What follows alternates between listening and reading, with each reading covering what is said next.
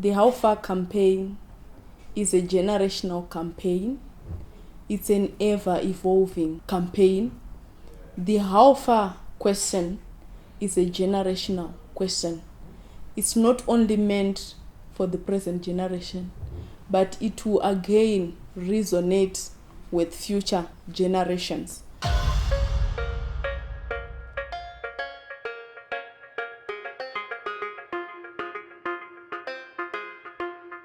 The How Far campaign was an idea. It was an idea that was birthed from, deep thinking around making citizens active in the accountability discourse. Deep thinking around how do we make our government accountable in terms of public resource management, in terms of the governance discourse. So we wanted it simple, short, and the thinking led us to come up with this two-worded question: how far? Anything that talks to accountability has to be a direct question, and we're also talking about how do we make this communication easy to consume for the ordinary person on the street. Number two, as part of our consideration in building the message, was how do we create a message that is so short that even if we had to use a 15-second radio ad, someone would get the concept. How far is not a confrontational question probably, but the questions that we were then asking were very direct, because we had picked quite a number of probably from the promises of those that are in power from the election of 2018 or even before. And that's at the national level and also at the local level, the local authorities level. We looked at documentation of corruption cases, high-level profile corruption cases. We looked at the Auditor General's reports and recommendations. We looked at the public service delivery at national level and at local level. We looked at different, we had different resources that we were using to formulate the How Far questions. And some of those questions were really tough questions that touched the raw nerve of the system, or those involved in abuse of public funds and public resources or in corruption. So the campaign basically was premised on the quest for public accountability. Public accountability in all facets of governance when we are looking at the Zimbabwean context, be it public accountability in public resource management, public accountability in public service delivery. I can say in all things, in all issues, in all the expectations, the needs, be it social, economic, and even cultural rights of citizens. As you might be aware, ZimCode is a socio economic justice coalition. So the How Far campaign provided a platform for ordinary citizens, for ordinary Zimbabweans, to ask that pertinent questions to duty bearers, to ask that pertinent questions to those people who have been entrusted with public offices. It's very important when you're dealing with a campaign that speaks to public advocacy to make sure that the issues that you raise beyond reasonable doubt are accurate, because you do not want to propagate political fissures for anyone and then be used as a ground for political fight. So we wanted to make sure that whatever we're doing is on record. So we had to go and look at a lot of research around the issues that we're asking about. So we were asking about the water situation in Zimbabwe. We had to look at what is the cause, what has been done, really how much money has been used to avert the issue, and look at how much money has been used or how much money has been abused. So we then spent a lot of time doing the research. And I remember even ZimCode, as they were ready to, we've actually signed the contract and the campaign is about to launch. We also had to just speak with their funders who were interested in the campaign. I think for them was to also just go through it again and give their pointers. And there's certain issues that they also raised that they wouldn't want this campaign to look like we're fighting government. The terrain has always been risky. Whenever you're talking about accountability, it's a risky business. Accountability seeks, transparency around issues that are normally, not volunteered in terms of information, but we're seeking responsiveness. We're seeking to ask for progress, to ask for what the government have done, what the people in power have done in as far as their promises are concerned. So this is a nudging question. So when we got into the campaign, we knew what the risks were. We knew that we were going to scratch some surfaces. We knew that we were going to attract some enemies. But because of the excitement that we had about this campaign, the interest generated, and how we saw partners and stakeholders coming on board, the passion for the work, everything, it overwhelmed us, and we ignored the risks. Rather not ignored, but we were quite aware of the risks, but we thought it was a necessary undertaking for us to do. So yes, and this has always been like that. People in power don't want to be followed up, and people on the other side of power always want answers. So it's our duty, it's call for duty, just like soldiers go to war. They know there's risk. You can be shot in the front line. It was the same for us, but nevertheless, you have to go. It's call on duty. So the biggest risk was really a security risk. And this is at a personal level for those that were involved and engaged in the campaign. It did not only involve myself, but including our agency. It included our membership. It included the whole team that was part of the How Far campaign at a personal level. It included the issue of institutional security, information security at the very organizational level as ZimCort, some of the questions that we were asking. It also included, our assets and our resources that we were putting, for example, the billboards, how we then saw some of them being vandalized, some of them being banned, some of them just being brought down by people we could not really identify, but we wondered why they would be so affected by a question that is asking about, resources, about probably ZESA tender, electricity tender given, or solar tender given. Who would be infuriated by such questions? From the onset, throughout the implementation stage, we have ensured that we emphasize the apolitical nature of the campaign. The campaign did not take any political side. The campaign was meant to resonate to each and every citizen in Zimbabwe, despite one's political affiliation. So as a membership-based organization, we managed to activate our membership, to conscientize them about the campaign. We have done this through a number of ways. We used the community radio stations from Manicaland, Midlands, from Harare. We used billboards for passers-by on strategic points across the country. We also made use of social media, even WhatsApp, which is very common to an ordinary citizen. We even used text messages to reach out to those citizens who are not active on social media, to ensure that wherever they are aware you have a right to ask how far to your duty bearers in as far as issues of common concern are concerned. I think any campaign or any project comes with risk, and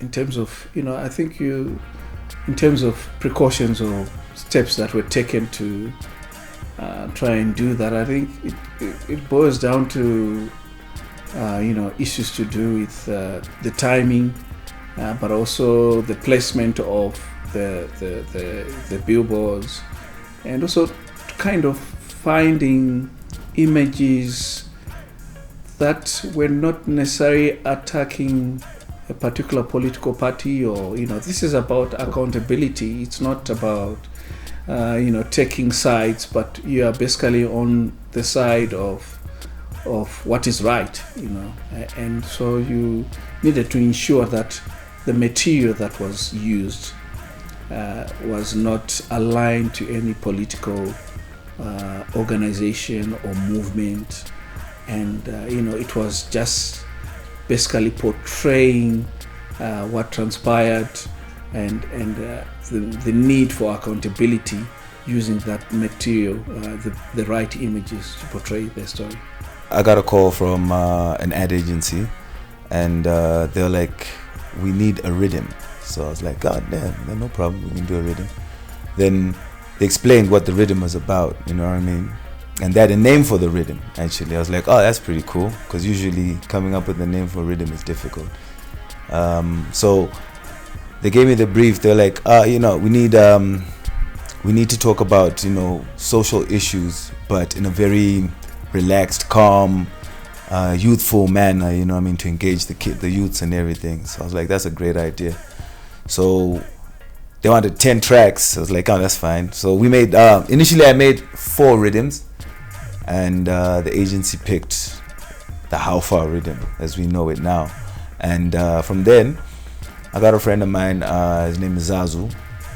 And I was like, Zazu, we need voices which haven't been heard, you know what I mean? At the same time, give upcoming musicians an opportunity, you know what I mean, to be heard.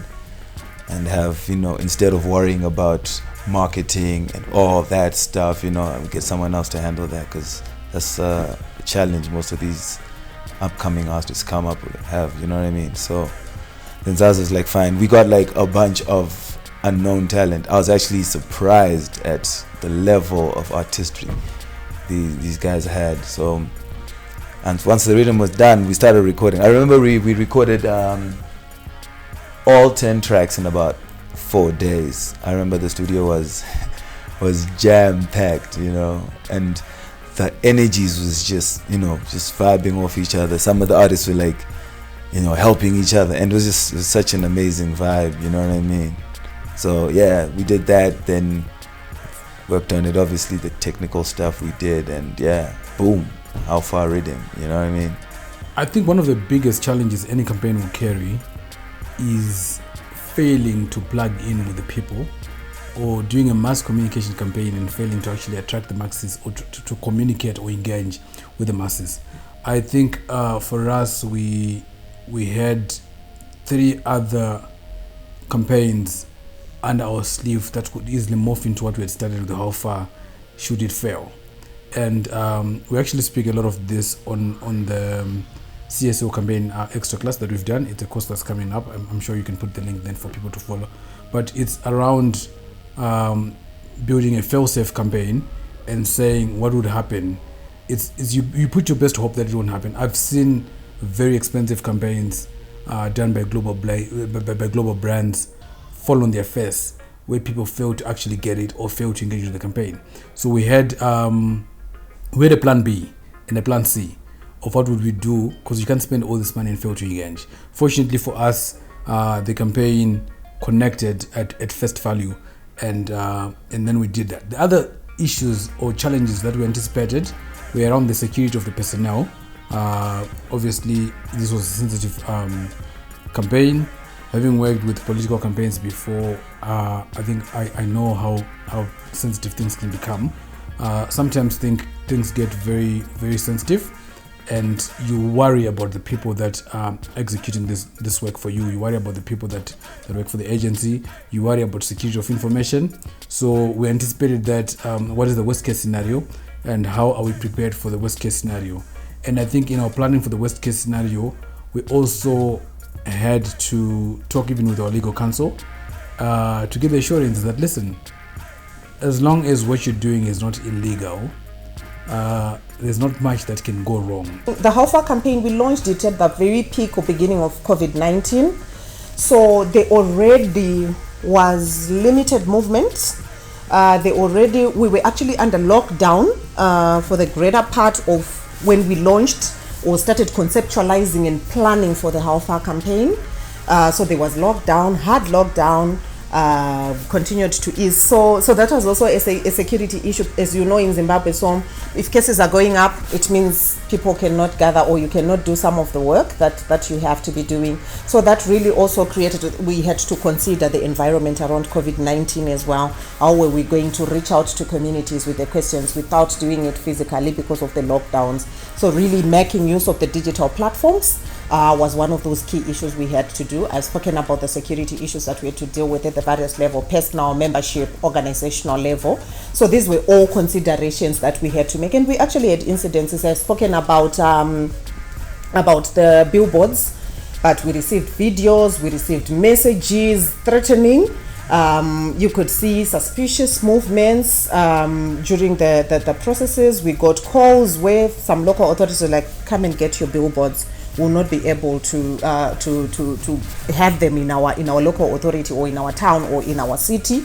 We even had court cases. That's some of the planning process that had to go, where our billboards were taken down, for example in Hwange, and we had to go for litigation on some of those to say it actually is vandalism of private property.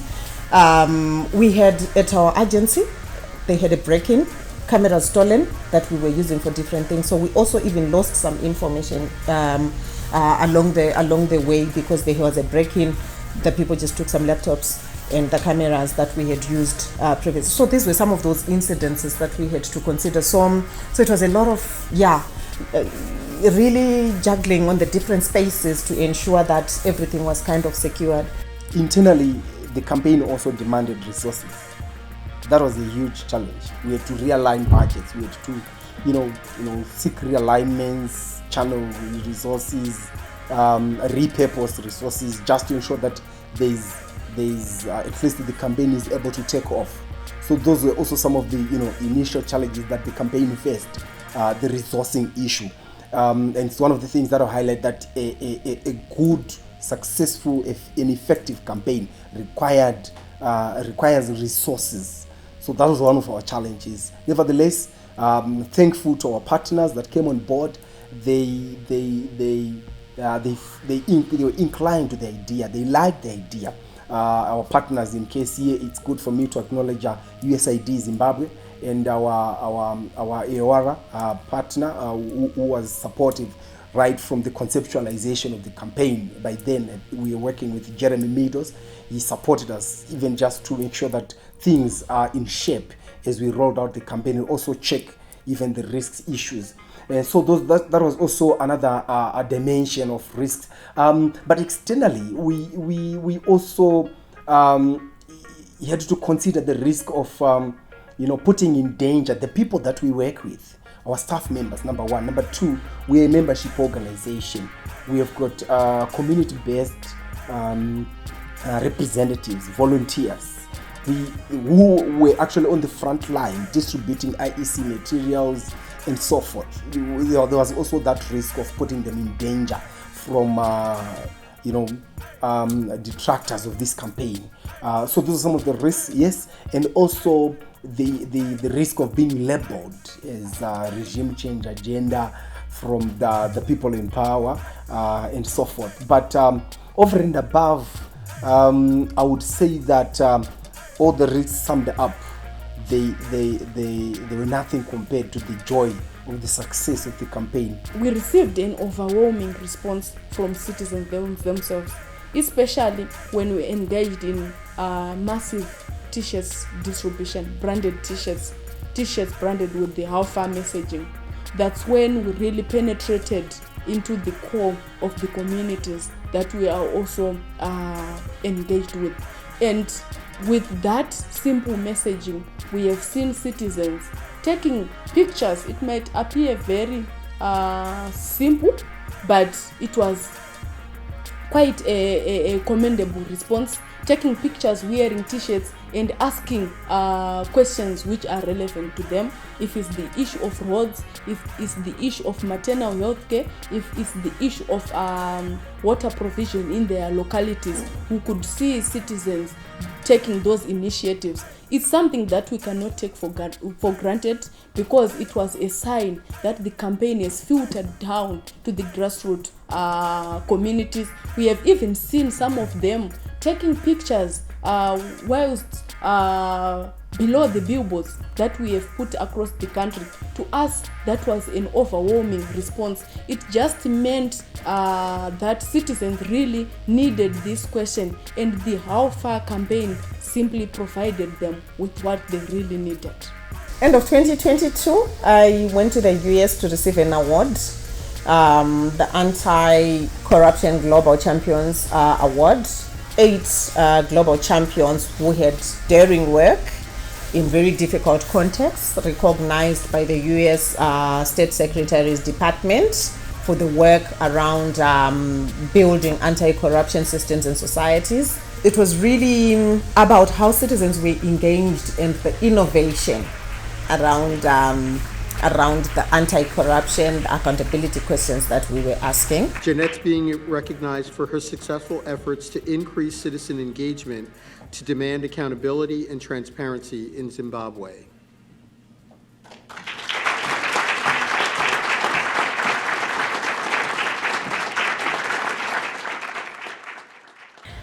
How far my mega deals? How far my corruption scandals? NASA, drugs, Zinara. How far ne debt audit? As citizens, we were able to identify with this campaign and make sure that we ask the very same questions only pertaining to our day-to-day struggles. Ko how far ne mvre no mwika pa tape? Ko how far ne service delivery? How far ne youth unemployment? My youth akagara pa mabrija na mabasa. How far ne health system?